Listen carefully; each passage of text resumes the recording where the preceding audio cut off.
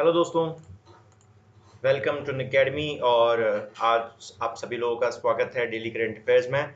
जानता हूं कि आज समय थोड़ा चेंज हो गया, वो इसीलिए क्योंकि जो निसर्ग नाम का जो आपका चक्रवात था जिसकी उम्मीद लगाई जा रही थी कि महाराष्ट्र के ऊपर और गुजरात के ऊपर अटैक करेगा, उसने पता चला कि थोड़ा बहुत अटैक जो है हमारे एमपी के ऊपर भी कर दिया। कल मैंने आपको खबर पढ़ाई थी और रातों रात एक खबर निकल के आई कि जी हाँ, उसे एक खतरा जो है एमपी को भी बना हुआ था।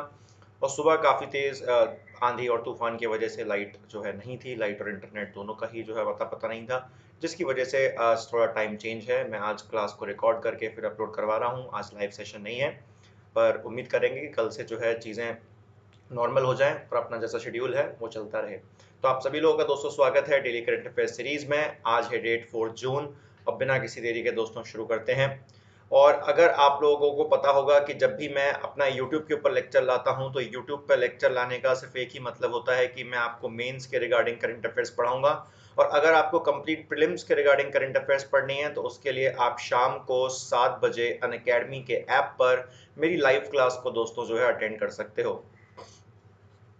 ठीक है जी।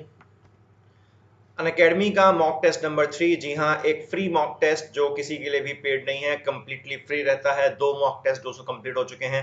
आप लोगों के पास बहुत ही बेहतरीन मौका है कि आप लोग अपने मध्य प्रदेश के अंदर अपनी रैंक को पहचान सके कि आप कहाँ स्टैंड करते हैं। तो काफी शानदार मौका है दोस्तों। 14 जून जो है आपका इंतजार कर रहा है। कमेंट्स का जो सेक्शन है वहां पर जो है आपको लिंक भी मिल जाएगी इस चीज की। सॉरी, प्रीलिम्स का बैच नंबर 1, जी हाँ, 2020 का प्रीलिम्स हम सभी लोगों के सामने खड़ा हुआ है।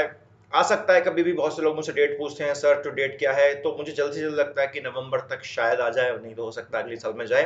पर हम लोगों को अपनी तैयारी एकदम जो है शानदार रखनी है और इसी चीज के चलते 20 मई को इस बैच को शुरू किया गया था। और अगला जो दूसरा आपका बैच है वो शुरू हुआ है आपका 3 जून को, जी हाँ, कल ही शुरू हुआ है। तो आप इन दोनों को जाके जो है एनरोल कीजिए। मेरी प्रोफाइल पर भी विजिट करेंगे आप लोग, क्योंकि मैं इन दोनों ही बैचेस के अंदर में हूं। तो आप मेरी प्रोफाइल पर विजिट करोगे तो आपको ये बैच जो है मिल जाएंगे। ठीक है, चलो जी। तो पहली कहानी यही देख लेते हैं। यहाँ तो बस एक जस्ट फॉर नॉलेज मैंने आप लोगों के लिए फैक्ट अटैच किया है यहाँ पर कि मुंबई को और गुजरात को जिस निसर्ग नाम के चक्रवात से खतरा था, तो राहत की सांस ली है आपकी मुंबई ने और गुजरात ने। और दोनों ही जगह पर जो तबाही है वो काफी कम जो है देखने को मिली है।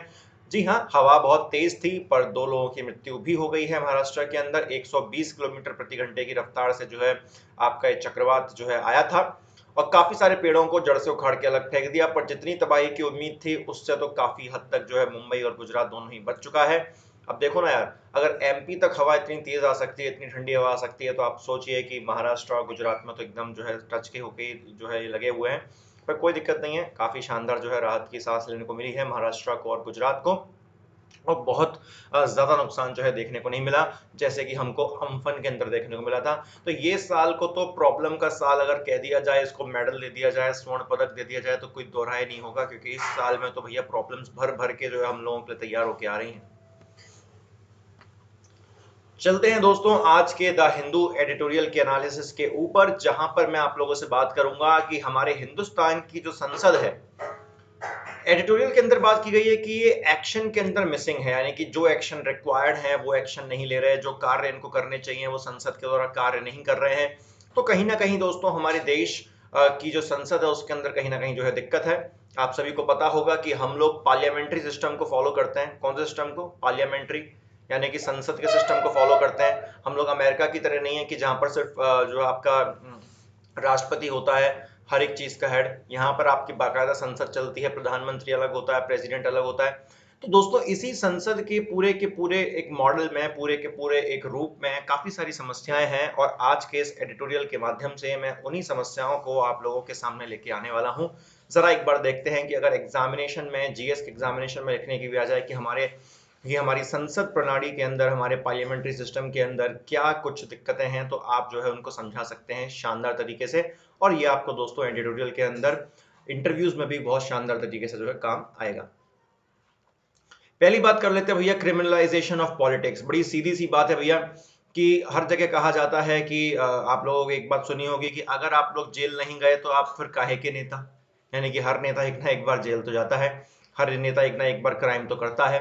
तो ये कहा गया कि हमारे देश के अंदर, हमारी संसद के अंदर वो लोग कानून बनाने के लिए बैठे हुए हैं जो खुद ही पापी हैं, यानी कि जो खुद ही जिनके हाथ खून से रंगे हुए हैं, वही जो है देश को साफ करने की बात करते हैं। तो यही बात हमेशा निकल के आती है, यानी कि देश के हित के बारे में, देश की भलाई के बारे में, देश का विकास कैसे करना है, देश के आने वाली जनरेशन का विकास कैसे करना है, ऐसे लोग बात करते हैं जो उनको नष्ट करने के लिए एक मौका नहीं छोड़ते। तो वही बात निकल के आती है कि हमारी मेजोरिटी ऑफ जो लोग हैं जो संसद के अंदर बैठते हैं वो क्रिमिनल्स की कैटेगरी से आते हैं। पूरी पॉलिटिक्स को क्रिमिनलाइजेशन कर दिया गया है, हर जगह जो है अपराधी फैले हुए हैं नेताओं के रूप में। हम लोग देखते भी हैं कि अगर हमारे हिंदुस्तान का हर एक नेता भ्रष्टाचार का रास्ता छोड़ के एक सच्चे के रास्ते पर चलने लगे तो हमारा देश जो है दुनिया का सबसे बेहतर देश बन सकता है। हमारी कंट्री के पास किसी भी चीज की कमी नहीं है, सिर्फ और सिर्फ दिक्कत है भ्रष्ट लोगों की, अपराधियों की, और यही अपराध, यही भ्रष्ट लोग हमारे देश को दीमक की तरह खाते हैं। और वही बात दोस्तों यहाँ पर आपकी कही गई है पहले पॉइंट में कि संसद के अंदर ज्यादातर जितने भी लोग बैठे हैं उनका कहीं ना कहीं ताल्लुका जो है अपराधीकरण से है, उनका कहीं ना कहीं ताल्लुक क्रिमिनल से है। और यही जो है रीजन है कि हमारे संसद के अंदर ऐसे लोग काम करते हैं जो कि देश के विकास की बात करेंगे पर खुद ही जो है विकास में कहीं ना कहीं चूक जाते हैं। दूसरी बात निकल के आती है दोस्तों डोमिनेंस ऑफ आर्किया लॉज। अभी जो आर्काई लॉज होते हैं इनका मतलब क्या होता है? आर्काई लॉज का मतलब होता है बहुत ही पुराने कानून। तो वो सीधी सी बात है कि हमारा जो देश है या फिर कोई भी, अगर मैं किसी भी चीज की बात करूं या फिर आपके एग्जामिनेशन की बात करूं, मान के क्या चलते हैं, हुई क्या है, एमपीपीएससी 2020 का सिलेबस अपडेट हो गया है। पर अगर मैं आज भी आपको वही 2019 की किताबों से पढ़ाऊं, आपके साथ कंटेंट को अपडेट ना करूं, तो क्या उसका कोई फायदा निकल के आने वाला है? जी नहीं, बिल्कुल फायदा निकल के नहीं आएगा। ऊपर से उल्टा होगा क्या कि आप एग्जामिनेशन में जाके फेल हो जाएंगे। तो यही दिक्कत है दोस्तों, अगर आपको अपने देश को अप टू डेट रखना है, सारी चीजों को एकदम समय के डिमांड के हिसाब से, समय की मांग के हिसाब से चलाना है, तो आपको अपने कानूनों के अंदर भी जरूरी तब्दीलियां करनी पड़ेंगी। और वही जरूरी तब्दीलियां जो है हमारे देश के अंदर, हमारी संसद के कार्यों के अंदर जो है देखने को नहीं मिलती। हम लोग आज भी बहुत ही पुराने कानूनों को फॉलो करते हैं, बहुत ही ओल्ड लॉज को फॉलो करते हैं, और जिसकी वजह से ये दिक्कत जो है देखने को मिलती है। अगर मैं एक एग्जांपल लेना चाहूं, एक उदाहरण देना चाहूं, तो मैं क्या बोलना चाहूंगा, the police is governed by such colonial era statutes as the police act 1861। यानी कि हमारे देश के अंदर जो पूरी की पूरी जो हमारी पुलिस की जो प्रणाली है वो हमारे कौन से अधिनियम के तहत काम करती है? 1861 के अधिनियम के तहत, लगभग 150 साल पुराना एक्ट। अब एक बात बताइए, आप लोग 150 साल आगे आ चुके हो, एक्ट चल रहा है वही 150 साल वाला। तो ये क्या दिखाता है? ये हमको इस बात का इशारा देता है कि समय के बदलाव के साथ, समय की मांग के साथ हमारी संसद ने अडेप्ट करने में असक्षम हो गई है। हमारी parliament have failed to adapt according to the modern laws, और जिसकी वजह से जो पुराने जो कानून चलते आ रहे हैं वो कहीं ना कहीं हमारे देश के विकास को प्रॉब्लमेटिक बना रहे हैं, उनके बीच में रुकावट बन के बैठे हुए हैं। तो ये भी चीज जो है हमको सॉल्व करनी पड़ेगी दोस्तों। जो तीसरी दोस्तों दिक्कत निकल के आती है वो ही है एंटी डिफेक्शन लॉ, यानी कि जो दल बदल विरोधी कानून होता है उसकी बात की जा रही है। अब ये जो आपका एंटी डिफेक्शन लॉ है ये हमारे संविधान की 10th शेड्यूल में, यानी कि 10वीं अनुसूची में लिखा हुआ है। अगर आप लोगों को नहीं पता कि शेड्यूल क्या होता है तो आप एक बार जरा एग्जांपल के जरिए समझिएगा। आप लोगों ने देखा होगा कि हर एक किताब के अंदर कुछ यूनिट्स होती हैं, उन यूनिट्स के अंदर कुछ चैप्टर्स होते हैं। तो संविधान में इन्हीं यूनिट्स को हम लोग कहते हैं पार्ट, यानी कि भाग। इन्हीं चैप्टर्स को हम लोग कहते हैं आर्टिकल्स, यानी कि अनुच्छेद। और आप लोगों ने दोस्तों एक बात और देखी होगी कि हर एक चैप्टर के एंड में एक समरी का पेज होता है कि आपने पूरे चैप्टर में जो कुछ भी पढ़ा, अब उसकी कंप्लीट समरी आपको चैप्टर के एंड में दिखेगी। तो सेम तरीके से दोस्तों आपकी होती हैं अनुसूचियां, यानी कि आपके शेड्यूल। सभी को बात समझ में आई कि जो शेड्यूल होते हैं वो कुछ नहीं होता है, वो हम संविधान के कुछ कुछ भागों की समरी होती है। जैसे कि एक पार्ट पढ़ लिया, एक किताब का पोर्शन पढ़ लिया तो उसकी फिर समरी, फिर अगला पोर्शन पढ़ लिया फिर उसकी फिर समरी। इसीलिए हम लोग अपने आर्टिकल 4 में भी डिस्कस करते हैं, जो हमारा अनुच्छेद नंबर 4 है उसमें भी हम डिस्कस करते हैं कि आर्टिकल नंबर 2 और आर्टिकल नंबर 3 में किए हुए कोई भी बदलाव को हमको अपने पहली और चौथी अनुसूची में अपडेट करना पड़ेगा। वरना होगा क्या कि मेन किताब के अंदर बदलाव हुए पर उसको समरी के अंदर अपडेट नहीं किया गया। तो अगर मेन किताब के अंदर बदलाव होते हैं, मेन चैप्टर के अंदर बदलाव होते हैं, तो सीधी सी बात है समरी के अंदर भी अपडेट करने पड़ेंगे। तो यही आपकी अनुसूचियां होती हैं, ठीक है। तो आपकी जो 10वीं अनुसूची है उसमें एंटी डिफेक्शन लॉ यानी कि दल बदल विरोधी कानून के बारे में दे रखा है। और उसमें एक दोस्तों एक बात निकल के आती है कि जो हमारा स्पीकर होता है लोकसभा का या फिर जो हमारा चेयरमैन होता है, जो अध्यक्ष होता है हमारी राज्यसभा का, is the final authority to decide on the disqualification of a legislature। यानी कि क्या बोला गया कि भैया किसी नेता को दल बदल करने के अपराध में निकाला जाएगा नहीं निकाला जाएगा, इसका जो पूरा जो फैसला रहता है वो आपके लोकसभा के स्पीकर के पास रहता है और राज्यसभा के चेयरमैन के पास रहता है, ठीक है। However, the role of the presiding officers has become increasingly politicized।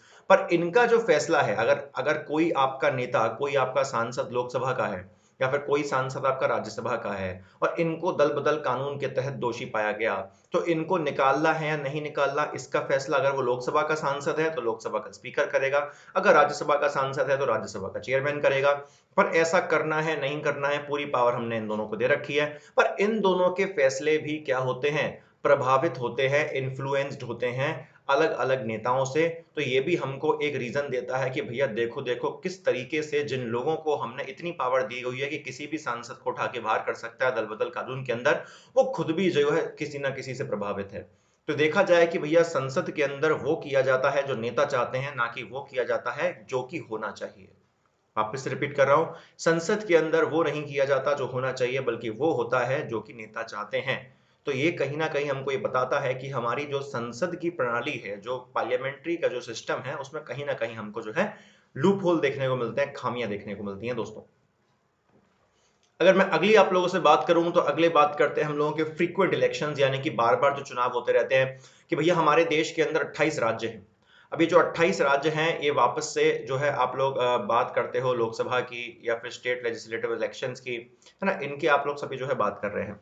तो इनकी जब भी हम लोग जो है दोस्तों बात करते हैं तो उस टाइम पर अपने को एक बात निकल के आती है कि बार बार देखो हर 5 साल में लोकसभा के चुनाव हो रहे हैं या फिर अलग अलग राज्यों में चुनाव हो रहे हैं, और इसकी वजह से दोस्तों बहुत ज्यादा जो है खर्चा होता है, बहुत ज्यादा जो है नीतियों के अंदर बदलाव करने पड़ते हैं, और कहीं ना कहीं हमारे देश का जो पैसा है वो एक ऐसे काम में लगता है जहां पर नहीं लगना चाहिए।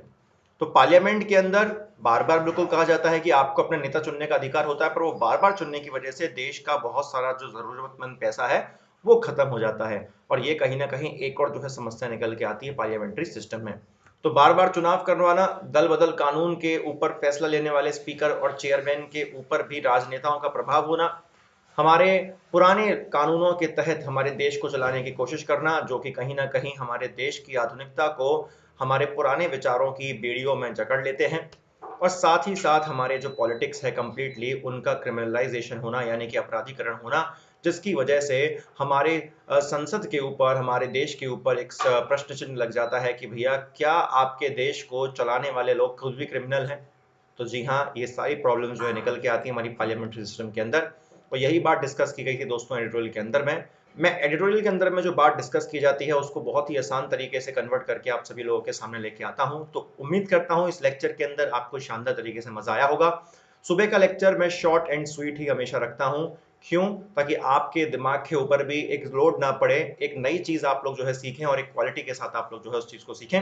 शाम को मुलाकात करूंगा 7 बजे, लेके आऊंगा आप लोगों के लिए प्रीलिम्स के करंट अफेयर्स, तो उसमें आना ना भूलिएगा अनअकैडमी के ऐप पर। तब तक के लिए दोस्तों इजाजत दीजिए मुझको, मिलूंगा आप लोगों से शाम को 7 बजे। तब तक खुश रहिए। जय भारत और जय हिंद।